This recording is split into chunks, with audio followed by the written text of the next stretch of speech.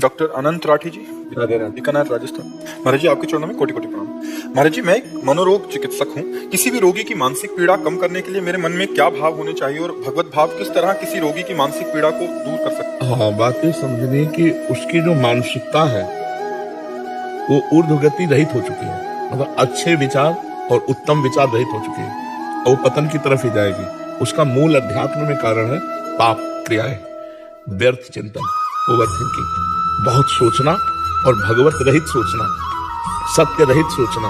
तो असत प्रपंच उसको एकदम डाउन करता चला जाता है। और दूसरा इसमें कारण है ब्रह्मचर्यहीनता। ब्रह्मचर्यहीन होने पर उसकी स्मृति शक्ति डाउन होती चली जाती है, उसकी सोच जो है वो पतित होती चली जाती है, क्योंकि भोगों का चिंतन, भोग क्रियाएं, तो ये पतित है ना, तो पतित चिंतन होता चला जाता है। अब अगर उसके चिंतन को बल मिले, शीतलता मिले, शांति मिले, आनंद मिले, तो अभी पलट जाए। जब तक ये नहीं मिलेगा तब तक वो पलटेगा नहीं। आप दवाइयों के द्वारा कितना भी रोकने की कोशिश करें, वो बेहोश रहेगा, वो नींद में चला जाएगा, लेकिन जब होश आएगा तब उसका चिंतन निगेटिव ही होगा, तब उसका चिंतन कमजोर ही होगा। अगर उसे अध्यात्म दे दिया जाए तो धीरे धीरे दवाओं के द्वारा उसकी मानसिक शक्ति को पुष्ट किया जाए, उसे विश्राम मिले थोड़ा और अध्यात्म चिंतन उसका चलने लगे। जैसे भगवान का नाम तुम्हें इतना जपना ही है, तुमको अमुक पाठ करना ही है, कोई पाठ दे दे भगवान की स्तुति, कोई ये दवा के साथ अगर आप दो और उसको समझाने की चेष्टा करो। भगवान का जब तुम आश्रय लोगे तो तुम्हें चिंता नहीं करनी, हर जगह तुम्हारी रक्षा करेंगे। भगवान का आश्रय लोगे तो एक सेकंड में उन्होंने अनंत सृष्टि रच दी, तुम्हारे लिए हर व्यवस्था कर देंगे। भगवान इतने महाबलशाली कि उनके आगे किसी की नहीं चलती, वो हमारे हैं। तो आपको चिंता नहीं करनी। आप जो व्यर्थ चिंतन करते हैं ठीक बात नहीं है, उसके मन को व्यर्थ चिंतन से हमें बचाना होगा। तो जब तक हम नाम नहीं देंगे उसे, भगवत नाम, तब तक वो चिंतन करेगा तो क्या करेगा? आप दवा दे दिए, इसके बाद वो चिंतन क्या करेगा? उसका चिंतन बन, तुम रामायण देखो, आधा घंटे रामायण देखो, आधा घंटे महाभारत देखो, क्योंकि पहले वो बिल्कुल संसारिकता से थोड़ा अध्यात्म की तरफ तो झुके। और उसे कह दो गीता जी पढ़ो, गीता विचार करो, तो शायद वो ना कर पाए। तुम आधा घंटे सत्संग सुनो, आधा घंटे नाम कीर्तन करो, उसे लगाओ। अब जैसे हमारी बात बाहर से मान लिए तो कितने ऐसे हैं जिनको आध्यात्मिक लाभ मिल रहा है। हमारी बात ना मानो, तुम्हारे पास रहो, तुम्हें लाभ नहीं मिलेगा। बात मानना, तो आप उसे किसी तरह अध्यात्म से जोड़िए, नाम से जोड़िए। राम नाम, कृष्ण नाम, हरि नाम, राधा नाम, नाम जपने लगे सो बस मंगल हो जाएगा। आप देख लीजिएगा। महाराज जी, ओवर थिंकिंग में अभी हम एक जने से बात कर रहे थे, उसको भी यही वो था। तो भय का बहुत वो रहता है महाराज जी, हर चीज का भय। वो मतलब बार बार कह रहा था मुझे डर लगता है, ये दवाई से डर लग रहा है। देखो, अपने द्वारा कुछ ऐसे पाप हो जाते हैं जिनको हम प्रकट नहीं करते, जिनका कोई दंड नहीं मिलता, वो बुद्धि पर, बुरी दशा आने के पहले बुद्धि बदली जाती है। समझ रहे हो? सबसे पहले जो हमें दंड मिलेगा भागवतिक, वो बुद्धि पर मिलेगा।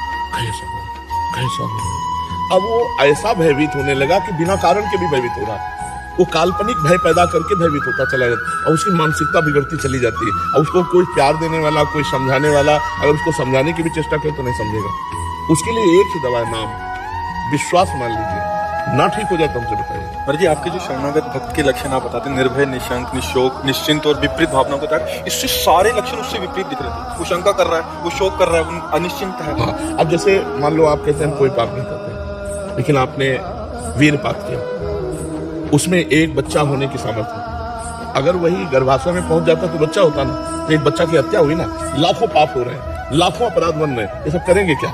ये करेंगे क्या? तुम्हारी बुद्धि को भ्रष्ट कर देंगे। इसको खिलवाड़ समझते हो? जो हमारे ऋषि मुनियों ने शास्त्रों में लिखा है कि 20-22 वर्ष तक ब्रह्मचर्य रहो, इसके बाद पाणी ग्रहण संस्कार करो, गृहस्थी में जाकर संतान उत्पत्ति करो, धर्म पूर्वक चलो, अपने पति को भगवान मानो, अपनी पत्नी को भगवान मानो, दोनों प्रेम से रहो, एक पति व्रत, एक पत्नी व्रत। ये सब क्यों कहा गया?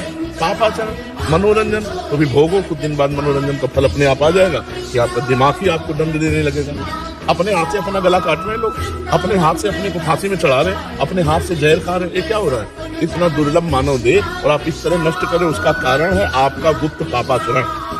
पापाचरण होने के कारण हमारी बुद्धि शुद्ध नहीं हो पाती। अगर शुद्ध बुद्धि हो तो मानो जैसे हम फेल हो गए, तो पहली बात तो शुद्ध बुद्धि होने पर फेल होगा ही नहीं, क्योंकि अपने चैप्टर को बहुत अच्छी तरह पढ़ेगा और वो डिस्टर्ब है पहले ही।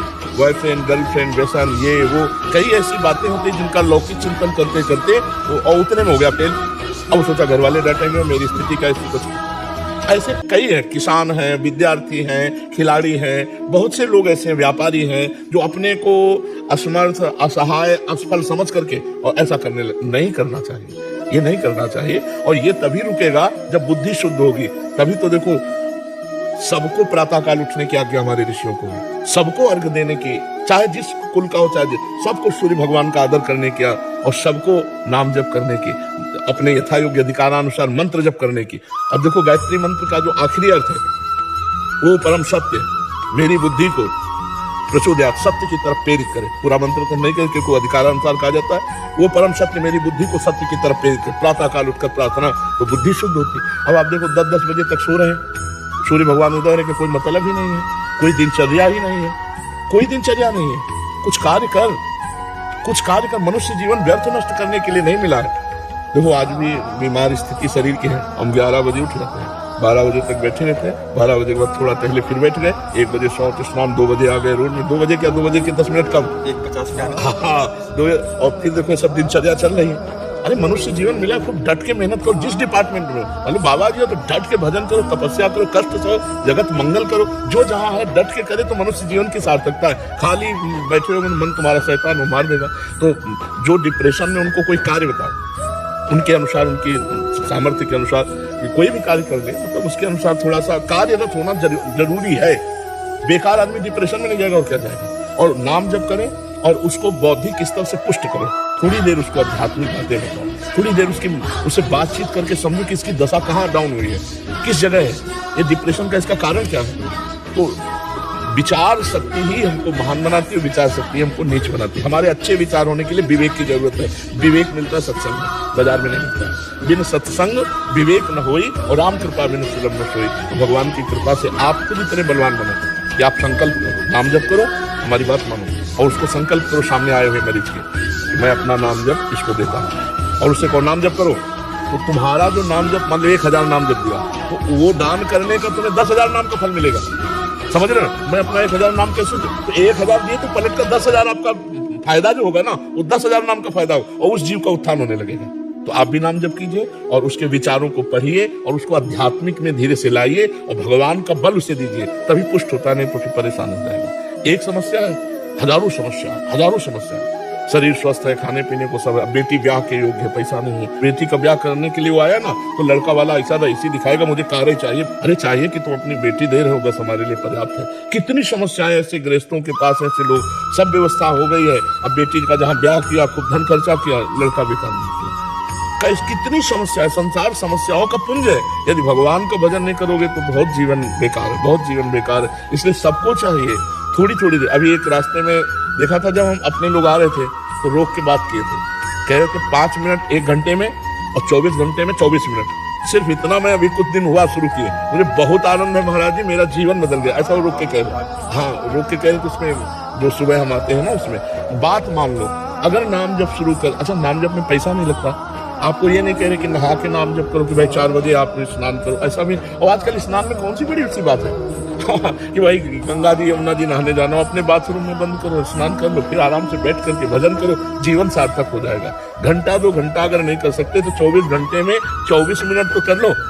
और मांस मछली मत खाओ, शराब मत पियो, पराई माता बहनों की तरफ गंदी दृष्टि मत करो, फिर देखो जीवन कितना उज्जवल और आनंद में होता है। जी ऐसा समझाओ भाई, समझाने से ही है। तो बिना नाम जप के समझ भी नहीं पाएगा। नाम जप होना अनिवार्य है। नाम जप बहुत बड़ी अमृत शक्ति है, अमृत शक्ति। गुरुवाणी में नाम जप और साधु सेवा 2 की बहुत महिमा लिखी है।